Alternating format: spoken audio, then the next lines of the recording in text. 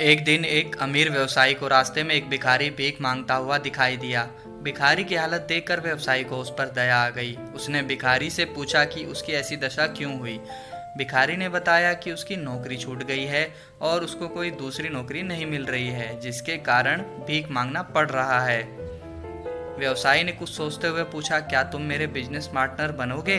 भिखारी खुश होते ही बोला, मालिक आप बताइए क्या काम करना है। व्यवसायी ने कहा, मेरे खेतों में गेहूं की फसल होती है, तुम उसे शहर के बाजार में जाकर बेच आना। मैं तुम्हें बाजार जाने, वहां से दुकान खोलने और रहने खाने का सब खर्चा दूंगा। गेहूं बेचकर जो धन तुम कमाओगे उसे हम बांट लेंगे।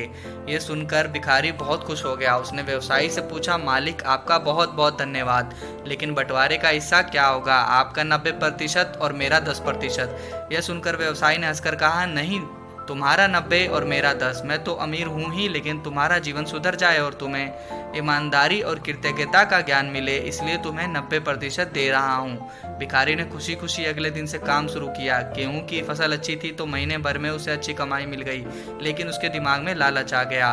उसने सोचा, मेहनत तो मैंने की तो व्यवसायी को 10% क्यों क्यों दूं? काम तो मैंने किया तो सब माल भी मेरा होगा। महीने के अंत में व्यवसायी ने आकर भिखारी से अपना हिस्सा मांगा तो भिखारी ने नाक चढ़ाते हुए कहा, काम सारा मैंने किया है तो तुम्हें 10% किस बात के दूं? यह सुनकर व्यवसायी ने मुस्कुराकर कहा, ठीक है, तो मैंने जो मकान तुम्हें रहने के लिए दिया उसका खर्चा मुझे दे दो। बाजार में बैठने के लिए जो दुकान दिया उसका किराया दे दो। गांव से शहर के बाजार तक जाने के लिए जो ट्रक बेचता रहा और इतने दिन मैंने तुमको जो खिलाया पहनाया उसका हिसाब दे दो, और पूरी कमाई तुम रख लो। भिखारी ने तुरंत हिसाब किया और ये देखकर दंग रह गया कि उसे जितना लाभ हुआ था उतना ही उसे व्यवसायी को लौटाना पड़ेगा। उसने तुरंत व्यवसायी से माफी मांगी, लेकिन व्यवसायी ने उसे निकाल दिया। भिखारी फिर से भिखारी बन गया।